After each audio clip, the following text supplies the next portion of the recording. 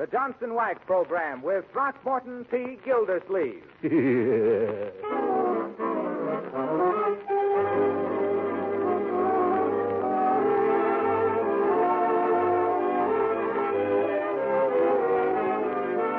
Makers of Johnson's Car New and the whole family of Johnson Protective Surface Products present for your enjoyment The Great Gildersleeve, written by Len Levinson. Your new summer radio show brought to you each Tuesday night at this time.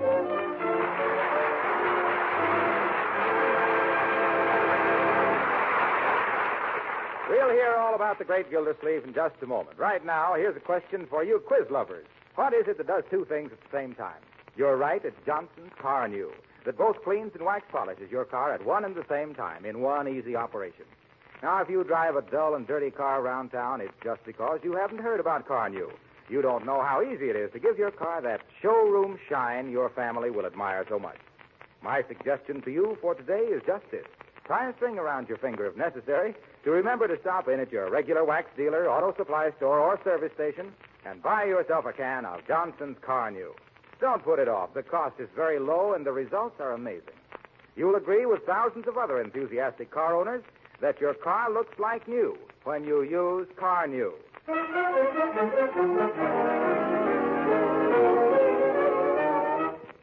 And now for the adventures of the Great Gildersleeve.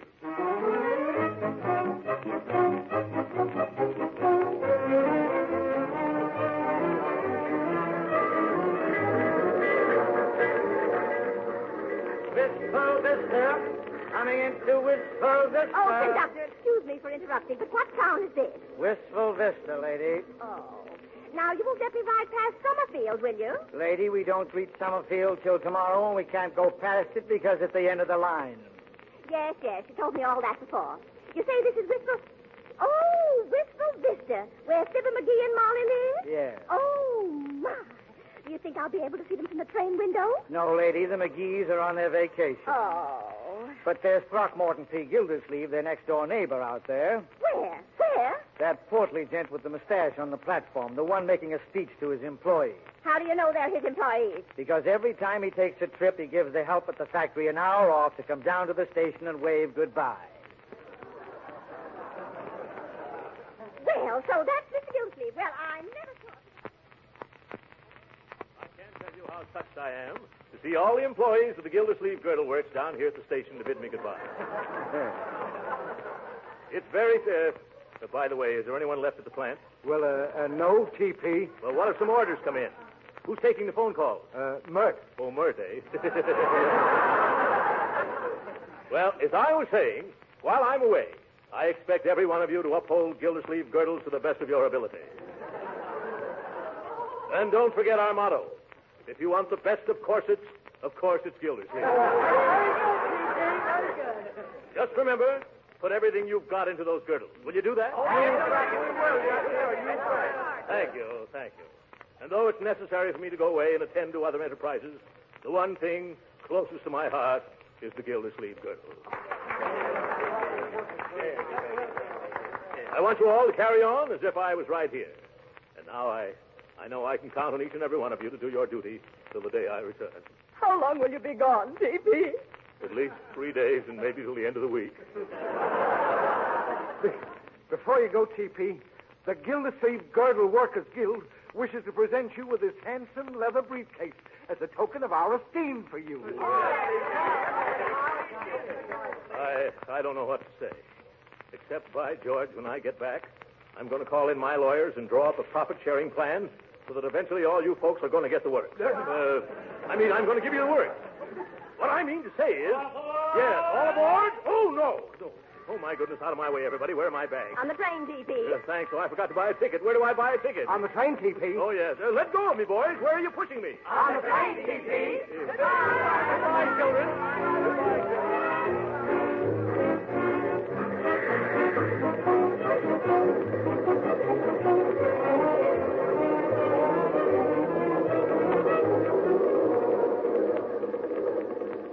Here's your ticket, Mr. Gildersleeve. Sorry I haven't any berths left. Couldn't you squeeze me in somewhere? I'll try, though it'll probably be a tight squeeze.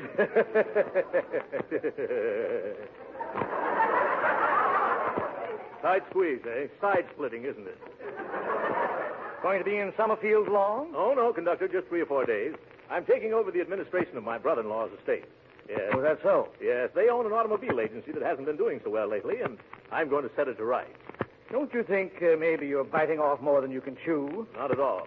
Oh, that reminds me. It's dinner time. Which way is the diner?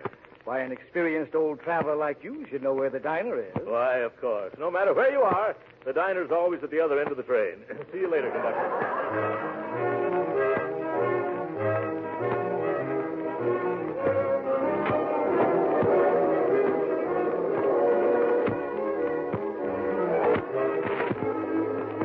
Pretty crowded in here. I smiled. Is it all right, Hannibal? I said if this gentleman doesn't mind reading his paper on his own side of the table. Excuse me, sir. Do you mind? Yes, I do. I'm particular whom I eat with. You are, eh? Well, I'm not. I'm hungry. Waiter, bring me a steak. Nice, juicy double tenderloin rare. Waiter, where's my milk toast? I ordered it 15 minutes ago. Yeah, I'm sorry, but milk toast takes time, you know. And waiter, I want a big heaping plate of French fried potatoes. French fries, yeah. And some pickles. And a cup of strong coffee with lots of cream. Yeah, coffee Boston. I'll get it right away. And bring me my milk toast made with gluten bread, remember? Gluten bread. Oh, that reminds me. Some hot biscuits and a lot of butter and a little pot of jam. Gluten bread toasted and a cup of hot water. And then apple pie a la mode, waiter. Yeah, pie a la mode. Yeah, with cheese. Yeah, with cheese. I can't stand this. Listening to you is giving me heartburn. It is. Waiter, don't forget mustard, beef steak sauce, ketchup, chutney, piccalilli, and a soda quick. Yes, sir. Right away, sir. I'll be right back. Of course, it's none of my business, mister. Then don't stick your nose in it. Yeah. Well, all right, if that's the way you feel. I was just going to tell you you're getting your paper in the butter plate. Don't make any difference. I don't use butter. You don't, eh? I guess it's because butter wouldn't melt in your mouth. Yeah. But what I was going to say was... Never mind. Okay, I won't say it then. But that butter from your paper's all over your sleeve now. I don't care. What? Oh, of all the messes. Water won't take it out. It only spreads the grease. You see, what did I tell you? I'll thank you to mind your own business. Well, that's fine. Thanks for telling you on what side your sleeve is buttered. You leave my sleeve out of this. Well, leave your sleeve out of the butter, then. Furthermore, what's the idea of jumping down my throat? What do you expect addressing a perfect stranger? You're far from perfect, stranger. From now on, I'm going to make a career out of ignoring you. That suits me fine. Oh, that's my foot you stepped on, you big buffalo. Excuse me, I always put on the brakes when we go downhill. I ever heard it on. Ah, here comes my food. That's pretty snappy service, waiter. Yes, sir. Well, where's my milk toast? Yeah, I'm sorry, sir, but the chef, he's all out of glutton bread, sir. Yes.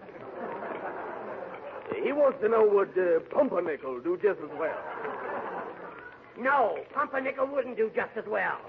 What's the idea of keeping me waiting all this time while you serve this lump of lard the minute he sits down? Oh, no, look here, mister. I don't want to look here. I'm sick of the sight of you. The idea. An overstuffed ox like you. Guttling and gobbling and gorging yourself like an ostrich. I got a bad case of indigestion already just from looking at you. Why, you dyspeptic little dodo. Just because you're mean to your stomach and your stomach talks back to you, you bellyache. Excuse the expression. You can't stand the sight of a healthy man sitting down to a hearty meal. You're not suffering from indigestion. You're just green with Epicurean envy. I won't sit here. Yeah, mister. What? You bicarbonated soda. Oh, take it away. Take it away. I need something stronger than that now. I got the pills right here in my briefcase. Just a second there. What are you doing with my briefcase? Your briefcase? This is mine. It is not. My employees gave it to me just this afternoon. Here, give it to me. Take your fat paws off of my briefcase before I... Before you what, you dried up little crab apple? And now, wait a minute, gentlemen, please. Let go of my briefcase. I will not. It's mine. If you don't let go of this briefcase, I will... Oh, wait a minute. Did you see anything of my briefcase? I left it. Oh, there it is. Thank you so much, gentlemen.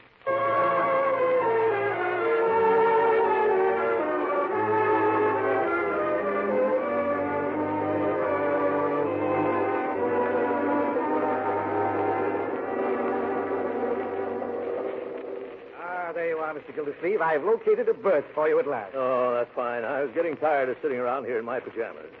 Where is it? It's upper 9 in the next car. Upper 9? Mhm. Oh, my goodness.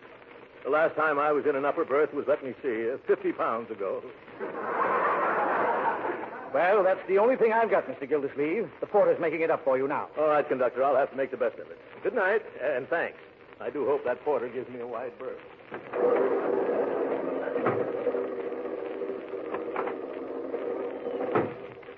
Oop. It's so dark in here. Porter! Porter! Quiet! Oh, excuse me. Oh, Porter, Yes, sir. have you got upper 9 ready? Yes, sir. But I didn't anticipate no gentlemen with such ample proportions. Yes, well, I guess I better take a ladder. Yes, better take 2. They're small. Yes. All right, come on. Here we are right up there. Hey, that looks kind of high. You hold these ladders steady, Porter. Remember, if they tip, I won't. Yes, sir. Yes, sir. Now be careful, mister. Train's coming to a sharp curve pretty soon. When? Then. Hold on, mister. The ladder's sliding. I can't hold on. I'm coming down. Look out below. Oh, what hit me? Oh, my back. Here, mister, let me help you up. I don't want to get up. I want to sleep. Not you, mister. The man in the upper. He's now in the lower.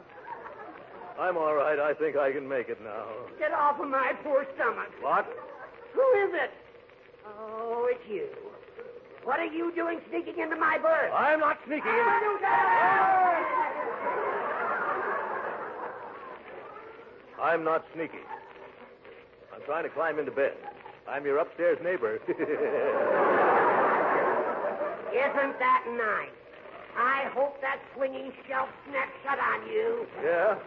Well, if it's going to swing, I'll see that it swings your way. And if I land on you, brother, you'll spend the rest of the night sleeping in the road bed. Quiet. Let me go to sleep. Okay, Grandpop. Unpleasant dreams. All right, Porter, give me a leg up again, will you?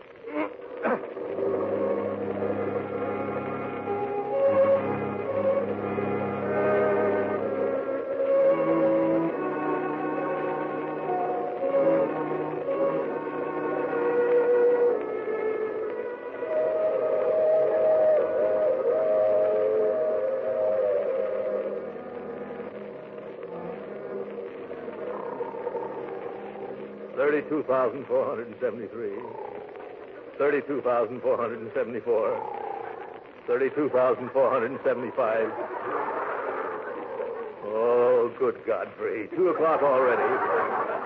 And still not a wink of sleep. 32,476. 32,477. 32,478.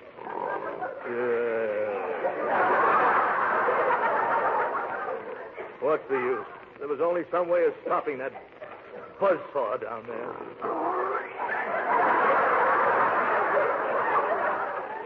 I can't stand it any longer. Where's that porter? I've been ringing for a half an hour. Did you call me, sir? Yes. Would you mind getting me a cup of ice water? I can't sleep. Yes, sir. Yeah. Here it is, mister. Thanks for the ice water. You needn't wait. Good night. Oh, good night, sir. Yeah. Now, if I can hold the cup in this hand and open the lower curtain with the... I've got it.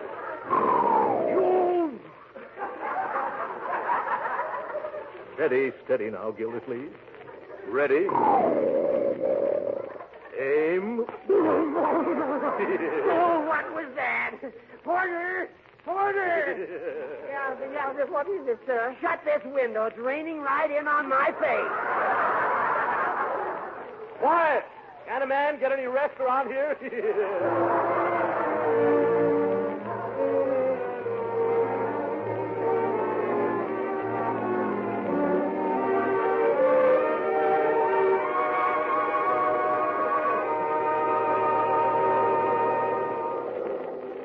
Good morning, Porter. Had a wonderful sleep. How long before we pull into Summerfield? In about 5 minutes, sir. You want me to brush you off? No, I'll walk down the steps like the rest of the passengers.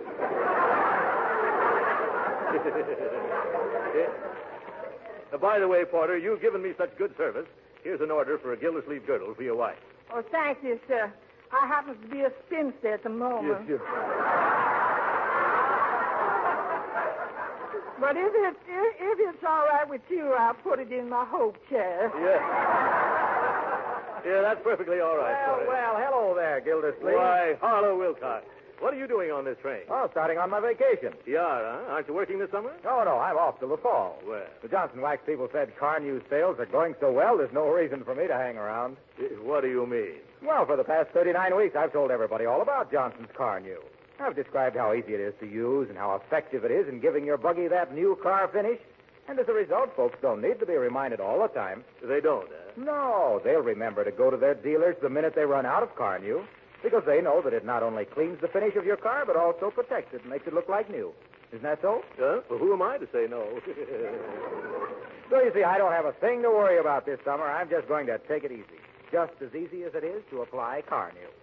By the way, where are you going, Throckmorton? Well, I'm going to visit my niece and nephew in Summerfield, Harlow. I haven't seen them for, 4 or 5 years. They've been away at school. Well, they must be pretty big now. Oh, yes. Evelyn's about 19 or 20, and Leroy is 12, I think. I ought to have a lot of fun with those kids. Yes, and vice versa, Throckmorton. Yes. Next up, Summerfield. Summerfield. Hey, lady, wake up. Wake up. This is Summerfield.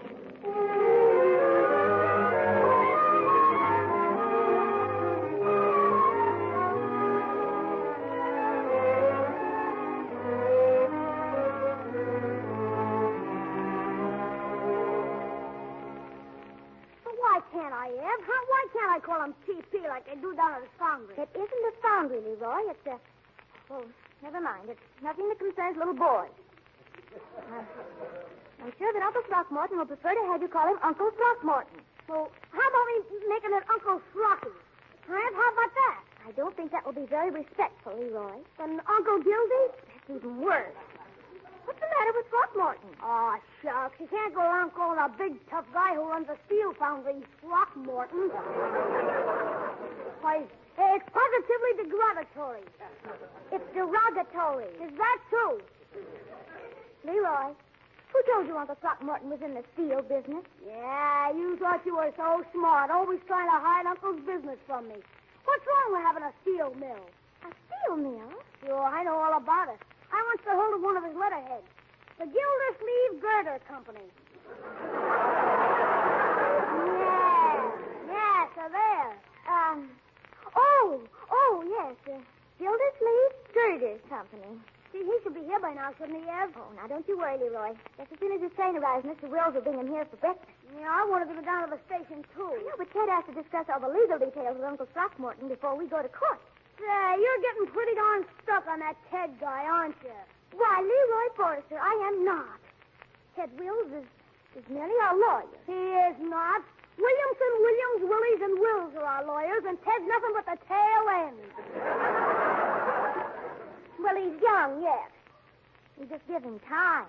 Ah, there you go. Oh, say, how's if I should call him Uncle Morton? Call who? Oh, Uncle Throckmorton. Well, I don't think he'd object to that. Wait, I can do better than that. How's this? Uncle Mort. Who's that? Uncle Mort. I'll answer it. Well, I'll bet this is little Leroy. Leroy, this is your uncle. Hi, Uncle Mort. Yeah, hi, who? You, Uncle Mort. You don't mind if I call you Uncle Mort, do you, Uncle Mort? Not at all. Go right ahead. Uncle Mort, eh? I like that. And this is Evelyn, Mr. Gildersleeve. Evelyn, eh? Come here, my dear. My, how you've grown.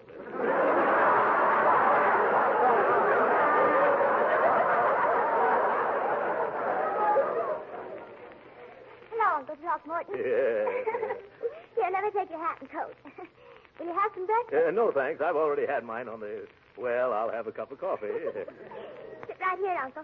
Ted, you sit over there. Oh, thanks. My, this looks good. Well, did you make this coffee yourself, Evelyn? Yes, I did. Hey, Uncle, will you take me back to Wistful Vista with you and let me work in your factory? What? Well, I didn't think you'd be interested in that sort of thing. But, Leroy... Here I am, Uncle Mort. That must be somewhere else. I bet you make the supports for a lot of big projects there.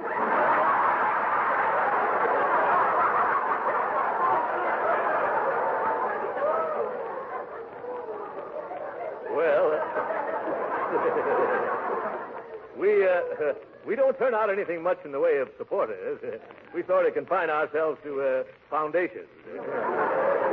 Here, I'd like to go along sometime when you install some of those foundations. I don't handle this.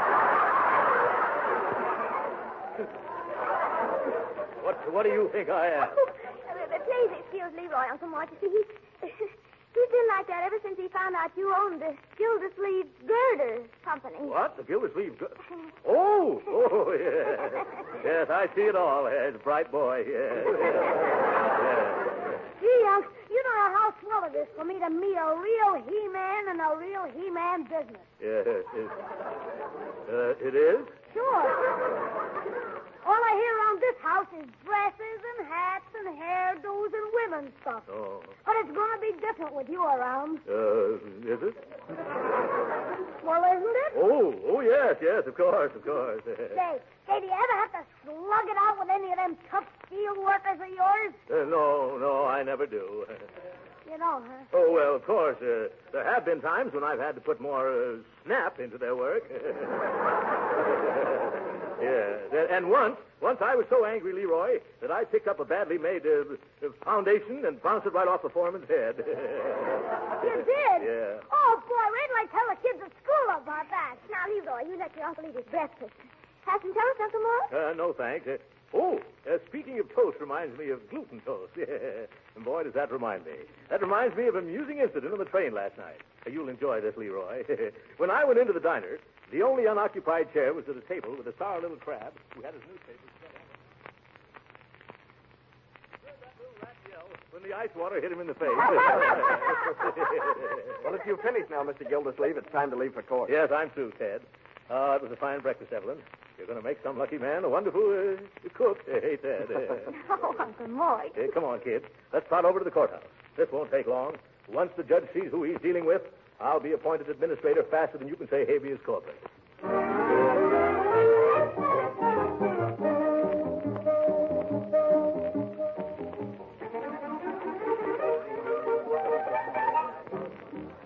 Well, all I can say is we run things better than this in Wistful Vista. 11 o'clock and the probate judge hasn't even shown up yet. Oh, Judge Hooker's usually very prompt. The trouble with some of these judges is they think they're little tin gods.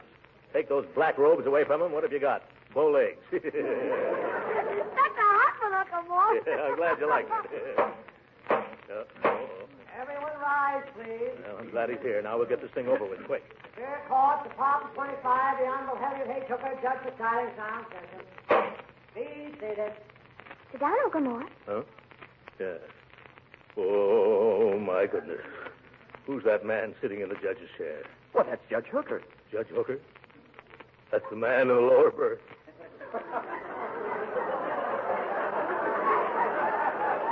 Alias? That's him, all right. Citizen of Throckmorton P. Gildersleeve for appointment as administrator of the state of A. Park, sir. Well, that's us. Come on, Mr. Gildersleeve. I'm not feeling very well, Ted. Couldn't we postpone this over to another judge? Oh, come on, Uncle Mort. Remember what you said. This guy'll be a pushover. Pushover, yes. Now, come on. Step up. Don't dawdle. I haven't got all day. Make a snappy folks. The judge is pretty short-tempered this morning. He didn't get any sleep last night. Oh, good Godfrey.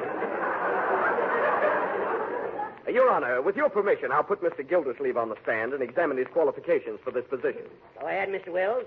Swear in the witness there. You solemnly swear to tell the truth, the whole truth, nothing but the truth, help you? I do. Well, do you or don't you? Speak up. I do. That voice is very familiar. Oh. Turn around, Mr. Oh, so it's you. Yes. Yes. Hello, Judge. How are you this morning? I'm loud.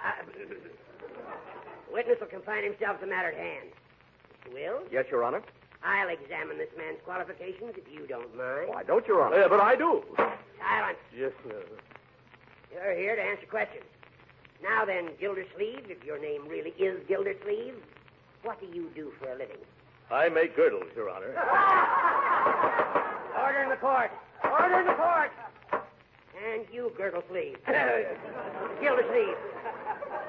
One more attempt at cheap humor, and I'll judge you in contempt. But it's true, Your Honor. I'm president of the Gildersleeve Girdle Company. Oh, Uncle Mort, tell him the truth. Yep. He doesn't make girdles. What does he do? Steel foundation. I bet he would, too.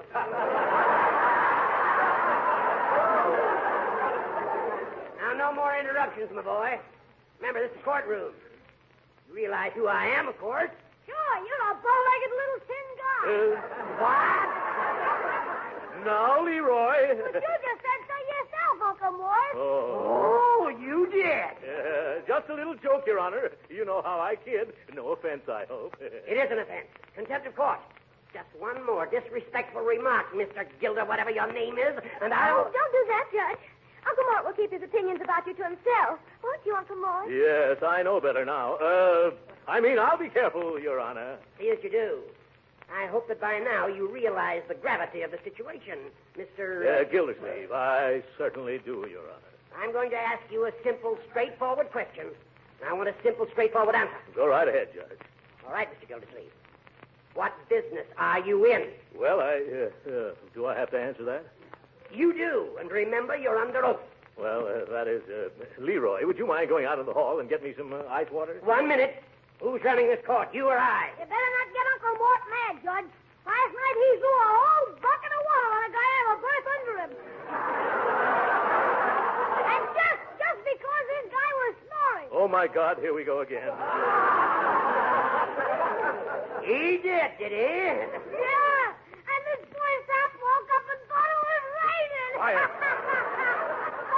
You ought to hear Uncle Mort tell it. Quiet. Thanks, I will. Let's hear all about it, Uncle Mort.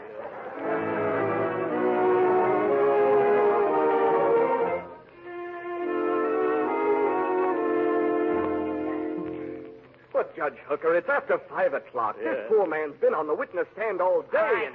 And One more question, and I'll hand down my decision. Mr. Gildersleeve, what makes you think you have executive ability? Well, I have a large staff of my own, and through years of experience, I know the proper relationship between employer and employee. You bet, Your Honor. And if they don't do what Uncle Mort says, he just bops them over the skull with a steel girder. Now, wait a minute, Leroy. But, Uncle Mort, I'm just repeating everything you say. Yes, and everything I've said is being used against me. I can't go on. Your Honor, Yes, Mr. Wills? our firm has checked and double-checked Mr. Gildersleeve's references. We're satisfied as to his qualifications. We therefore petition you to name him as the new administrator of the Forrester estate. Uh-huh. Mr. Wills, I have great respect for you and your associates.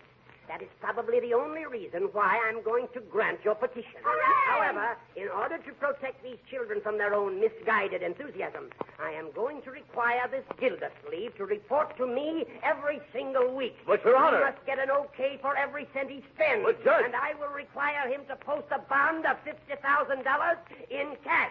Now, see here, Hooker. I won't stand for this. I'll resign. Quiet. Gildersleeve, I never sent for you. You came here begging for this job.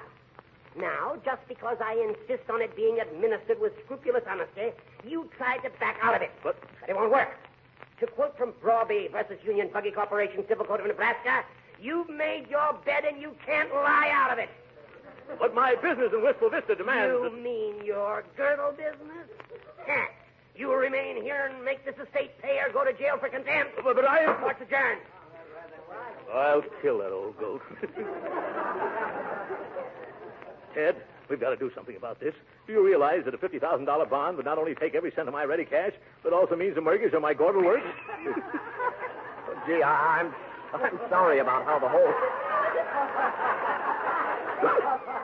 I'm sorry about how the whole thing went, Mr. Gildersleeve. It got me awfully nervous. Maybe if we went into the judge's chambers, we could persuade him to lower the bond, Uncle Mort. Sure, just let me talk to him. Young man, you've talked enough for one day. How about it, Ted? Well, it won't hurt to try. Come on. Yes. Come in. Excuse me, Judge Hooker. You remember me, don't you?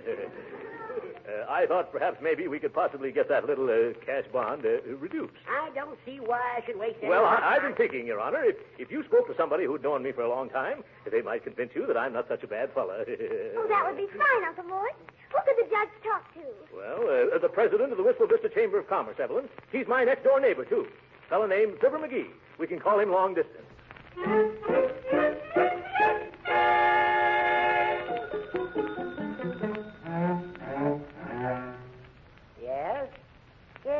see, Mr. McGee. Yeah. Yeah, I'm glad you put me straight on that. Yeah, see, I knew my pal would set me in right. That's a very good point. I wouldn't have missed this chat for the world. Leroy, I want you to meet McGee one of these days. There's one of nature's noblemen. Oh, yes. This conversation will influence my decision a lot, Mr. McGee. Thank goodness. I guess you've made my mind up for me, Skipper. Ooh. Hold the phone a second. I'll tell him. Gildersleeve. Yes, Judge? Gildersleeve, I've decided to rescind that $50,000 bond. I knew that would happen if you spoke to my little chum. Yes. After talking to McGee, I'm going to make that bond $100,000. What? Give me that telephone. Hello? Hello? You're a hard man, McGee.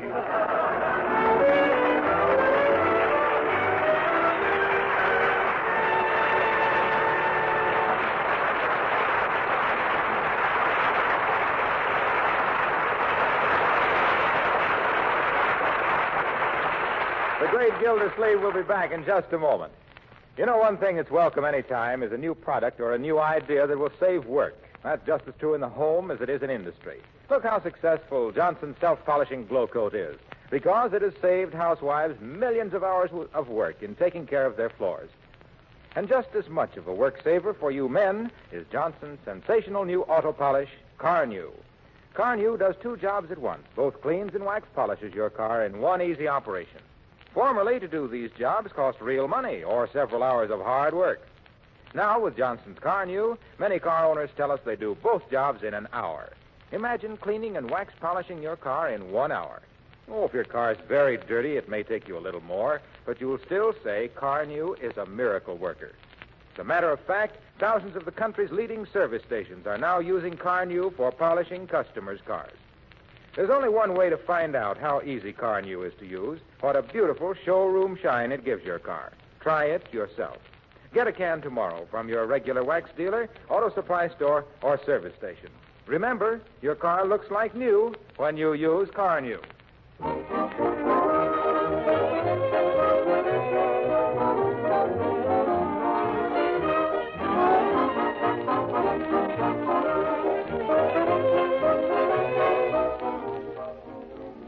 Uncle Mort, what are you going to do now? By George, I'm going to show that judge I can run that estate, or my name won't be Throckmorton P. Gildersleeve. You bet it won't, Uncle Mort. You won't even have a name. Yeah, I'll just have a number. Good night. This